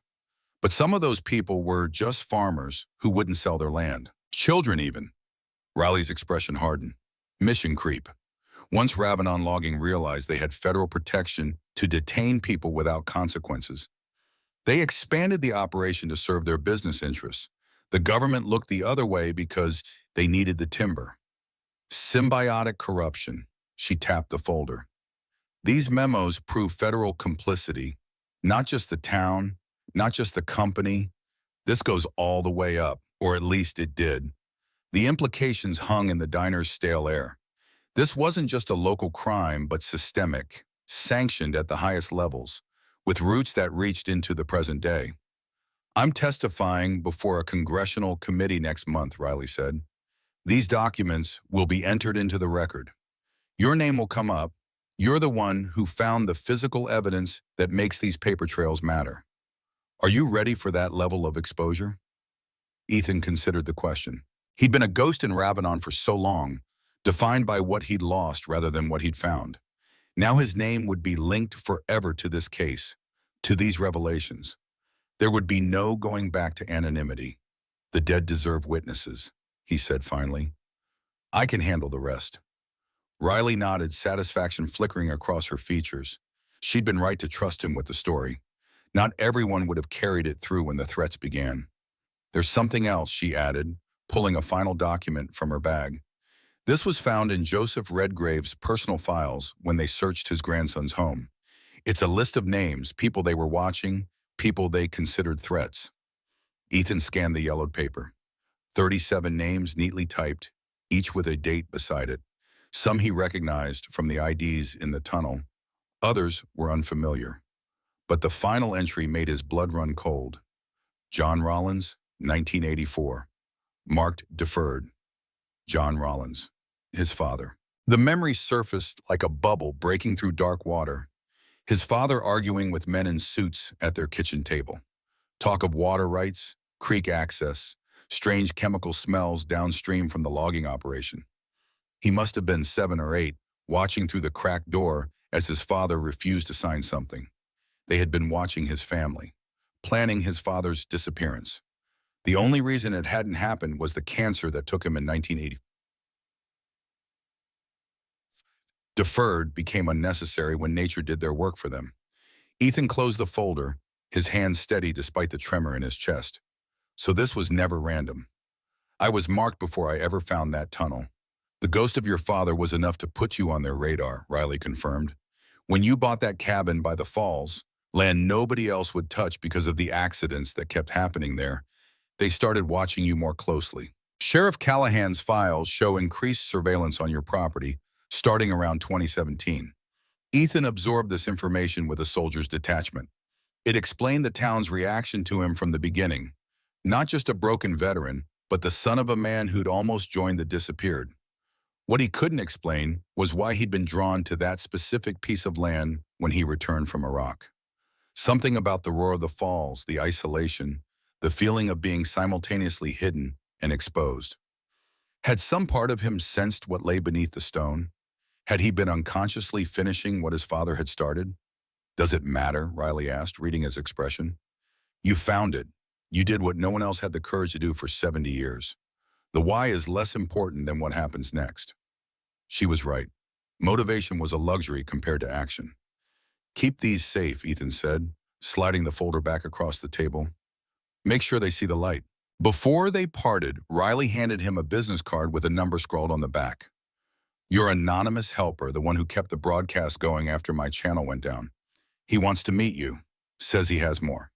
2 days later, Ethan found himself at the modest ranch house of Arnold Weiss, former chief archivist for Ravanon County. At 78, Weiss had spent most of his career meticulously preserving records that others wanted destroyed. His home was filled with filing cabinets, boxes, and carefully organized binders, a personal archive of documents smuggled out over decades. I knew they were destroying records, Weiss explained, arthritis-gnarled fingers tracing a ledger from 1953. Every time a case came up involving the company, files would disappear. So I started making copies, creating redundancy. He'd been watching the pattern for 50 years, land transfers following disappearances, death certificates with questionable causes, property records altered and refiled. None of it was smoking gun evidence on its own, but together it formed a constellation of corruption pointing directly at Ravanon Logging and its political allies. When I saw your footage online, I knew it was time, Weiss continued. I'd been waiting for physical proof to match these paper trails. You found it. He'd been the one to upload Riley's broadcast to secure servers after it was taken down, the one who'd messaged Ethan to keep going. A silent guardian of truth working from the shadows of bureaucracy. Weiss handed over a thumb drive containing scans of everything he'd preserved, thousands of documents spanning 7 decades. This isn't just about the people who disappeared. It's about what happened to their land afterward. The pattern, once seen, was unmistakable. Ravanon Logging had systematically identified properties controlling key water access points throughout the county. When owners refused to sell, they became problems to be solved. After they vanished, their lands were acquired through rigged auctions, probate manipulation, or forged signatures on transfer deeds. But the most valuable acquisitions weren't for timber at all. They were for what lay beneath the forest floor. This whole valley sits on one of the largest undeveloped copper deposits in the country, Weiss revealed, unfolding a geological survey map from 1942. The original discovery was classified during the war, copper being essential for ammunition production. After 1945, the information was supposed to be released, but someone made sure it stayed buried. Instead, Ravanon Logging spent 40 years acquiring surface rights to key properties, positioning themselves to control access to the mineral wealth below. The timber business was profitable, but also cover for a much larger game. They're sitting on billions, Weiss said, waiting for the right moment, the right technology, the right political climate to start extraction. That's why they fought so hard to keep the tunnel hidden. It's not just about the murders, it's about the motive. Expose that, and the whole empire collapses. Weiss pulled out another folder, this one containing news clippings about environmental protests in the 1970s. The most vocal opponents were among the disappeared. Clara Ellis had organized protests against water pollution. Frank Hensley had tried to unite local farmers against the company. Ruth Barker had been documenting health issues in children living downstream from logging operations. It wasn't just about land, Weiss emphasized. It was about anyone who might expose what they were doing to the environment, to the water. The copper deposits are laced through the aquifer system. Any extraction would risk contaminating the entire watershed for generations. They knew this. They silenced anyone who might figure it out. Ethan left Weiss's house with the thumb drive feeling heavier than its physical weight. This wasn't just about justice for the dead anymore. It was about preventing future crimes, breaking a cycle of corruption before it could claim new victims in the name of profit. That evening, he drove toward the excavation site, compelled to see how much progress had been made. The area was transformed. Floodlights, equipment, teams of workers carefully sifting through earth and stone. Yellow police tape marked off sections where remains had been found. White tents housed temporary labs for processing evidence on site. Dr. Whitaker spotted him and approached, clipboard in hand, expression grave beneath her protective helmet. "We found another chamber yesterday," she said without preamble. "Deeper than the others, better preserved." She hesitated, weighing how much to share. There were records inside, detailed accounts of interrogations, names of people who participated, guards, officials, witnesses, a complete organizational chart of who knew what and when. The implications were staggering. This wasn't just evidence of crimes, but a roadmap of complicity that would implicate dozens who thought themselves safe from discovery. "Some of these people are still alone," Whitaker continued, "still holding positions of authority, not just here, but at the state and federal level. The special prosecutor is moving them to a secure facility tonight. Too many powerful people would benefit from an accident at this site." Ethan scanned the busy excavation, understanding her concern. Fire would destroy paper records. Flooding could wash away evidence. A single act of sabotage could undo weeks of careful work. "I'll stay tonight," he offered. "Keep watch until the transfer happens." Whitaker shook her head. "We have armed security, Mr. Rollins. This isn't your responsibility anymore." But Ethan knew better. He'd started this, not by choice perhaps, but by action. The dead had chosen him as their witness. He wouldn't abandon that role until the last page was turned, the last name spoken, the last truth unearthed. Despite Whitaker's protests, Ethan positioned himself on the ridge overlooking the excavation, a vantage point with clear sightlines in all directions. The security team acknowledged his presence with professional nods. They respected his right to be there, even if they didn't understand his need to see it through. As darkness fell, the floodlights created islands of brightness against the surrounding forest. Workers moved between them like figures in a dream, carrying boxes, photographing evidence, preparing everything for transport. The waterfall continued its constant roar, indifferent to the secrets being pulled from its shadow. Ethan watched, remembering how this place had once been his refuge, where the noise of the water drowned out the noise in his head. Now it would forever be something else. A crime scene. A memorial. A reminder that silence could be both a weapon and a wound. Movement at the edge of the light caught his attention, a figure moving with purpose toward the main tent where the records were being processed. Something about the stride, the set of the shoulders, triggered Ethan's combat instincts. Wrong. Threat. He was on his feet before conscious thought caught up, body remembering what the mind sometimes forgot, the precise geometry of danger. The figure reached inside his jacket as he approached the tent.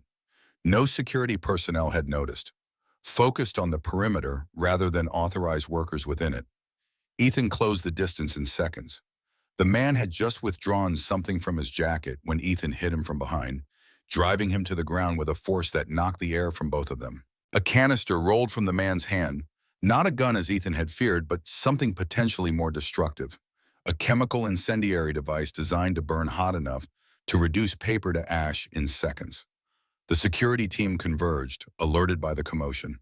The would-be saboteur was quickly subdued, his face now visible in the harsh light.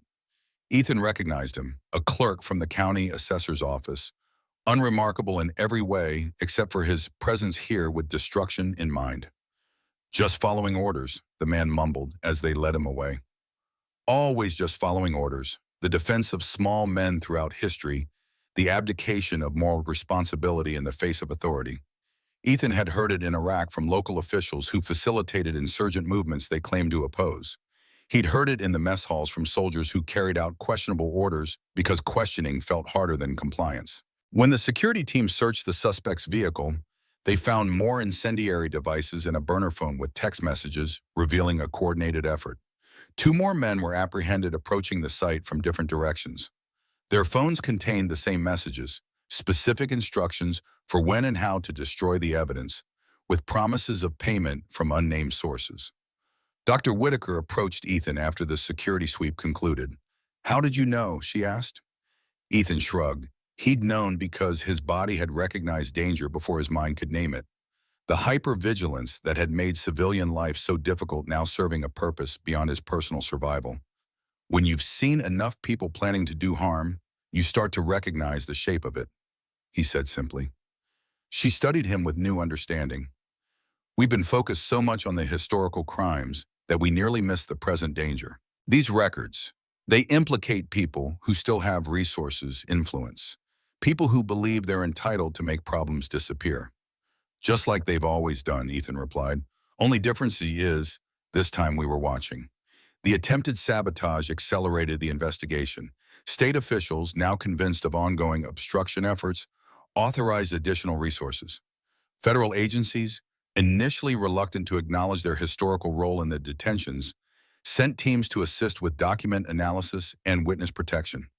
Throughout the fall, each week brought new revelations, arrests, connections between past crimes and present power. The county commissioner resigned after documents revealed his grandfather had falsified death certificates for 3 victims. 2 state representatives with family ties to Ravanon logging announced they wouldn't seek re-election. A federal judge recused himself when his father's name appeared in the detention records. The ripples spread outward, touching institutions far beyond the small town's borders. Scholars began re-examining the Red Scare era through the lens of corporate exploitation. Environmental groups highlighted the connection between political repression and resource extraction. Legal experts debated the implications for statute of limitations in cases involving long-term conspiracies. October brought the first indictments, not just for the cover-up, but for the original crimes. The special prosecutor had found a legal pathway through the statute of limitations by classifying the disappearances as ongoing criminal enterprises and conspiracies that continued to the present day through active concealment and obstruction. Mayor Redgrave was the first to be charged with multiple counts of accessory after the fact, conspiracy to obstruct justice, and destruction of evidence. His attorney immediately held a press conference proclaiming his client's innocence, but the facade cracked when reporters questioned him about the family signet ring, the same one his grandfather had worn in the 1981 video, now on Daniel Redgrave's hand in numerous public photographs. The mayor's house was searched again following his arrest. In a hidden wall safe, investigators found more lists of names, not historical targets, but contemporary ones. Activists who'd opposed recent logging permits, journalists who'd asked questions about water quality, and at the top, Ethan Rollins. Torres called to warn him.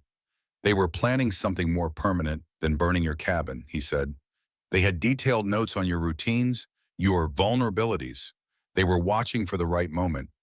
Ethan felt an odd detachment hearing this news. The knowledge that he'd been marked for elimination should have terrified him, but instead, it merely confirmed what he'd suspected all along. The enemy had simply become visible, stepping out of shadow into light where they could be confronted directly. He found himself drawn deeper into the process despite his preference for distance.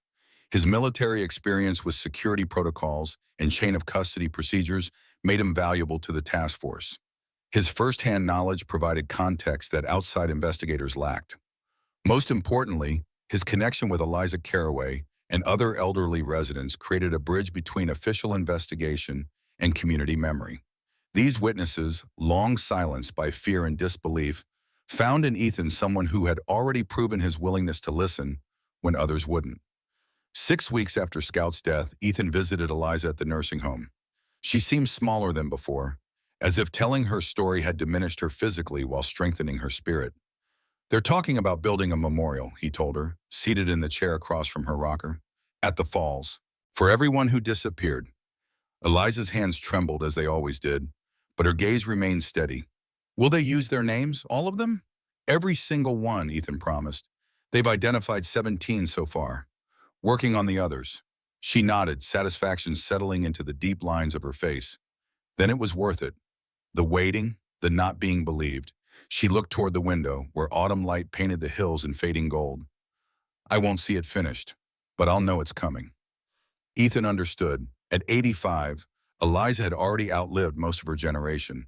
She'd carried the truth longer than anyone should have to, a burden heavier than years. Now she could set it down. There's something I've been meaning to ask you, he said after a comfortable silence had stretched between them. The dog that helped you escape, do you remember anything else about it? Eliza's eyes clouded with memory. Belgian Shepherd, I think they called it. Big ears, serious eyes, always watching. It belonged to one of the guards, but it seemed to have its own ideas about things. Her lips curved in a faint smile. My father always said you could trust a dog's judgment more than a man's. That one judged me worth saving. The description matched the remains they'd found. The military dog named Scout, who had somehow gone from war hero to guard dog to rescuer. The coincidence still felt too precise to be random, as if some cosmic hand had orchestrated these echoes across time. I think it might have been a war dog, Ethan said, brought back from the Pacific after 1945. We found its tags in the tunnel. Eliza's eyes widened slightly. Then it knew something about prisons, didn't it? About what humans do to each other in the name of greater causes. Her fingers worked the edge of her shawl. Animals remember differently than we do, not with words, but with truth. She paused, then added, they killed it after I escaped. I heard them looking for it, calling its name, then a gunshot. I was hiding in the brush, too afraid to move. She closed her eyes briefly. I've wondered all these years if it knew what would happen, if it chose anyway. The conversation stayed with Ethan as he drove back to his temporary home. Animals remember differently. It explained something that had bothered him since the discovery, why his scout had been so insistent about investigating that particular spot, so focused on uncovering what lay beneath. Perhaps dogs passed their knowledge through generations in ways humans couldn't understand. Perhaps Scout had sensed the presence of his namesake's remains, recognized a kinship that transcended time. Or perhaps it was simply that animals, unburdened by human capacity for self-deception, saw clearly what people worked so hard to hide. November brought the first snowfall and a fresh wave of revelations. Investigators following financial records discovered offshore accounts linked to Ravanon Logging's executives, accounts that had received substantial payments from mining companies interested in the copper deposits. What had begun as government-sanctioned detentions during the Red Scare had evolved into corporate murder for profit by the 1970s. The copper deposits beneath Ravanon's forest became central to the investigation. Geologists confirmed what Weiss had claimed: one of the largest undeveloped copper resources in the country, worth billions, but situated in an environmentally sensitive watershed. Any attempt to extract it would threaten the water supply for 3 counties. Ethan began to understand the bigger picture. The disappeared hadn't just been troublemakers or holdouts. They'd been the ones who might have connected the dots. The environmental activists, the teachers, the union organizers who could have mobilized resistance. Their elimination had been strategic, designed to clear the path for eventual extraction. As the investigations continued, something was still missing from the process. Something human, something personal that all the legal proceedings couldn't capture. Ethan found it one evening at the diner on Main Street, where he'd stopped for coffee after another day of interviews and evidence reviews. A woman approached his table, perhaps 60, with eyes that reminded him of Ruth Barker from the ID cards. "My mother disappeared in 1973, she said without introduction. They told us she ran off with a man from Portland. I was 12. Never believed it." She set a photograph on the table, a smiling woman with a young girl on her lap, sitting on the porch of a farmhouse that looked vaguely familiar. "That was our place on Hickory Creek," she continued. "Ravanon Logging wanted it for the water rights. Mom wouldn't sell. 2 weeks later, she was gone. Dad gave up fighting after that. Signed it over for less than half what it was worth." Ethan studied the photograph, understanding now why the house looked familiar. He'd passed it countless times on his supply runs into town, a once proud farmhouse now serving as equipment storage for the county road department. The woman, Barbara, she eventually introduced herself, had more than a story to share. She had questions that decades of official silence had never answered. Not legal questions for prosecutors, but human ones that only someone who had seen the tunnel, the shackles, the hooks might address. Did she suffer? Was she alone? Did she know we were looking for her? Ethan couldn't offer certainty, only honesty. The facility was designed to break people, he told her. But from what I saw, they fought back however they could. They carved their names, they left messages. They wanted to be remembered. It wasn't comfort exactly, but it was something truth often provided instead. A foundation solid enough to build the rest of a life upon. Barbara thanked him, reclaimed her photograph, and left with straighter shoulders than she'd arrived with. Word spread. Others came. Sons and daughters, nieces and nephews, grandchildren of the disappeared, each carrying fragments of family stories that suddenly made terrible sense. They found Ethan at the diner, at the excavation site, at community meetings about the investigation's progress. He hadn't planned on becoming their confessor, their witness, their connection to truths too painful to face alone. But he recognized in their needs something he'd carried back from Fallujah, the desperate human desire to know, even when knowing hurt more than uncertainty. So he listened. He answered what he could. He admitted what he couldn't know. Most importantly, he affirmed what official reports often obscured, that these weren't just victims of historical forces, but individuals who had resisted in their final moments, who had tried to leave traces of themselves behind, who had screamed even when no one came. This unofficial role brought Ethan back into the community in ways he couldn't have imagined during his years of isolation. The town that had once avoided him now made space, recognizing that his brokenness had enabled him to see what intact people had missed. 3 months after Scout's death, as winter settled over Ravenon, with early snow and bitter winds, Ethan found himself driving to the local animal shelter. Not to replace what couldn't be replaced, but to honor a connection that had saved him once and might save another. The facility was overcrowded, underfunded, staffed by volunteers with more compassion than resources. He walked the rows of kennels slowly, acknowledging each occupant with a word, a gesture. Some pressed eagerly against the chain link. Others hung back, wary of yet another human making promises they wouldn't keep. At the end of the row, in a corner kennel marked special needs, a dog lay curled on a thin blanket. One ear stood upright while the other flopped forward, giving him a perpetually quizzical expression. His coat was brindled, neither one color nor another. When Ethan approached, the dog lifted his head but didn't rise, revealing the reason for his placement in that section. His right front leg ended in a neatly healed stump, an amputation that had been professionally done but left him with an obvious disability. The volunteer following Ethan provided the sparse details. Hit by a car 3 months ago, owner couldn't afford the vet bills, surrendered him, healed up fine, but nobody wants a three-legged dog with gray in his muzzle. Too much work, they think. Ethan knelt by the kennel door. The dog regarded him with amber eyes that held neither fear nor expectation, just a patient assessment that reminded him eerily of his scout's steady gaze. When he extended his hand through the gap in the chain link, the dog sniffed it once, then pressed his head against Ethan's fingers, a simple acceptance that asked nothing in return. Something shifted in Ethan's chest, not the closing of a wound, but the opening of a door he'd thought permanently sealed. This animal knew something about adapting to loss, about continuing despite damage that couldn't be undone. In that, they were already kindred. "What's his name?" Ethan asked. The volunteer consulted her clipboard. Previous owner called him Lucky. Her tone suggested she found the irony distasteful. Ethan considered the dog, who had settled his chin on his remaining front paw, but kept his eyes fixed on the human before him. "That won't work," he decided. "Nothing lucky about what either of us has been through. But we're still here." An hour later, after paperwork and a modest adoption fee, Ethan led his new companion to the truck. The dog managed the short walk with dignity, despite his awkward three-legged gait, neither rushing nor hesitating. He allowed Ethan to lift him onto the passenger seat, then settled into the space as if he'd always belonged there. On the drive home, to the rental cabin that was gradually accumulating the small markers of permanent residence, Ethan glanced at the dog beside him.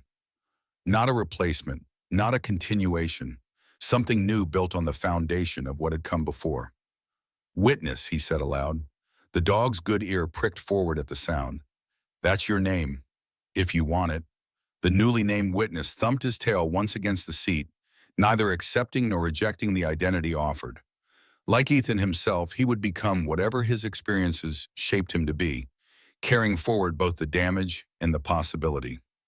That evening, Ethan received a call from Dr. Whitaker with an update on the excavation.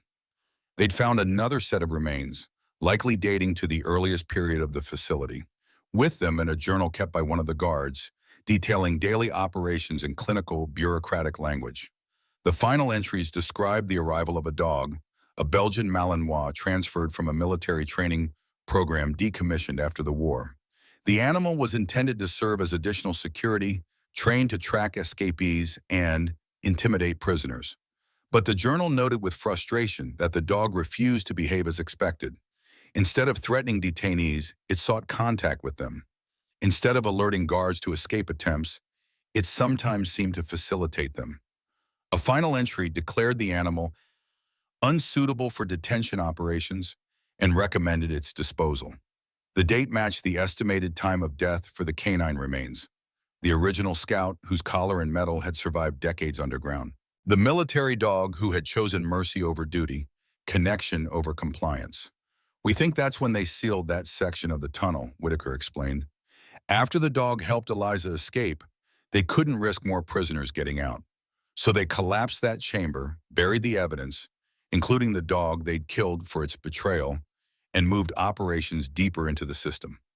Ethan thanked her for the information, a piece of the puzzle that completed a picture he'd been assembling since Scout first scratched at the hidden entrance. 3 generations of dogs connected to this case. The war hero who died helping prisoners escape, his own Scout who discovered the tunnel 70 years later, and now Witness, who would carry forward the legacy of truth-telling in his own way. It wasn't coincidence, it wasn't mysticism. It was simply that animals, unburdened by human capacity for willful blindness, saw clearly what needed to be seen, smelled what was hidden beneath layers of deception, recognized injustice without needing to name it. As winter deepened, the trials began for those still living who had participated in the disappearances or their cover-up. Some pleaded guilty to lesser charges in exchange for testimony. Others maintained innocence despite mounting evidence. A few died before facing judgment, their secrets accompanying them to quieter graves than their victims had received. The town itself was transformed, not just by the physical presence of media, investigators, and tourists drawn by the macabre history, but by a collective reckoning with decades of complicity through silence. Land ownership throughout the county underwent review as forged deeds and fraudulent transfers came to light. Properties were returned to descendants of the disappeared when possible, with compensation funds established when direct restitution couldn't be made. Ravenon Logging Company, its reputation destroyed and assets frozen pending multiple investigations, filed for bankruptcy protection. The copper deposits that had motivated much of the land acquisition were placed under state protection, with requirements for environmental impact studies and indigenous consultation before any extraction could be considered. The secret that had driven decades of violence was now subject to public oversight and regulation. Riley Monroe's testimony before Congress made national headlines. The Congressional Committee announced a broader investigation into similar arrangements between timber companies and federal agencies throughout the Pacific Northwest during the Cold War. Archivists in 3 states reported finding similar patterns of disappearances near logging operations that had received federal contracts in the 1950s. 1 year to the day after Scout had first scratched at the hidden entrance, Ethan returned to the falls with Witness limping steadily at his side. The excavation was complete, the area transformed into what would eventually become a memorial site. Stone markers bore the names of those identified, with space left for others still unknown. The memorial's centerpiece was simple but powerful, a replica of the wall from the tunnel, complete with the handprints of children and the message etched above the hooks. We screamed, no one came. Beside it stood a bronze sculpture of 2 dogs, one a military working dog in harness, the other a civilian companion animal. Their noses touched across the divide of time, one passing something essential to the other. The waterfall thundered as it always had, indifferent to human ceremony, yet somehow bearing witness in its constant presence. Ethan stood before the marker placed for Scout. Both Scouts, the one from 1945 and his own, feeling the weight of the year that had passed. Witness sat beside him, adapting his 3-legged posture to maintain balance on the uneven ground. The dog had settled into his new life with quiet dignity, neither demanding attention nor avoiding connection. His presence was a reminder that wounds could heal even if they left visible marks, that loss didn't have to mean emptiness. Several dozen people had gathered for the memorial's dedication, family members of the identified victims, investigators who'd worked the case, townspeople who'd chosen to confront rather than hide from their community's dark history. Ethan stood at the periphery, uncomfortable with the way eyes kept finding him, as if he were somehow central to this story rather than merely its accidental discoverer. Dr. Whitaker approached after the ceremony. "This place will never be what it was before," she said, looking out over the falls. "For better or worse, it's been transformed." Ethan nodded, watching Witness investigate a patch of melting snow, his 3-legged gait having developed a peculiar grace over the months they'd been together. "I used to think this was where I came to disappear," he said.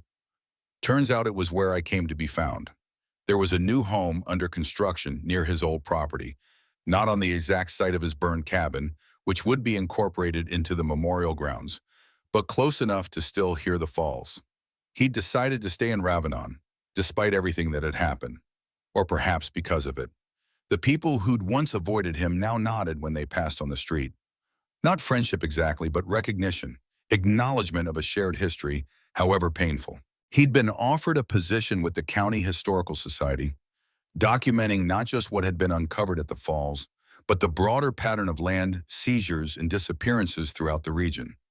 Torres had convinced him to take the job. "You've always been looking backward anyway," he'd said. "Might as well get paid for it." As the crowd dispersed, Ethan remained, watching the last light of the day play across the water. Witness pressed against his leg, a solid presence that anchored him to the present even as his thoughts drifted to the past. Ethan hadn't planned on becoming the voice for those who could no longer speak, the witness for those whose suffering had been deliberately erased. But standing here now, he understood that some roles chose you rather than the other way around. His broken places had made him the right person to see what others had missed, to listen when others turned away, to persist when others surrendered. The truth under Ravenon Falls had been darker than anyone imagined, but truth, once exposed to light, became something else. Not just a record of past horrors, but a foundation for whatever might be built next. Witness nudged his hand with a cold nose, a gentle reminder of present needs amidst historical contemplation. Time to go, time to continue, time to live in the world that disclosure had created, with all its imperfect justice and incomplete healing. They turned away from the memorial, man and dog making their careful way back along the path. Behind them, the waterfall continued its eternal conversation with stone, wearing away resistance drop by persistent drop. Ahead lay a town still reckoning with its past, still uncertain of its future, but no longer defined by its silence. Ethan felt the presence of all the scouts, the one who had died helping prisoners escape, the one who had found the tunnel decades later, and his own enduring spirit alongside him as he walked. Not ghosts, but witnesses. Not an ending, but a continuation. The secret beneath Ravenon Falls had been exposed, but the real revelation wasn't about the darkness that humans could create. It was about the persistence of truth, the endurance of memory, and the quiet courage of those who refused to let either be buried forever. Some wounds never fully healed. Some absences remained unfilled. But as Ethan and Witness made their way home through the gathering dusk, he understood that brokenness wasn't the opposite of wholeness. It was simply another form of it, carrying forward both damage and possibility in equal measure. The waterfall roared on, but now it no longer sounded like camouflage for secrets better left buried. It sounded like testimony, eternal and unyielding. It sounded like remembrance. It sounded at last like truth.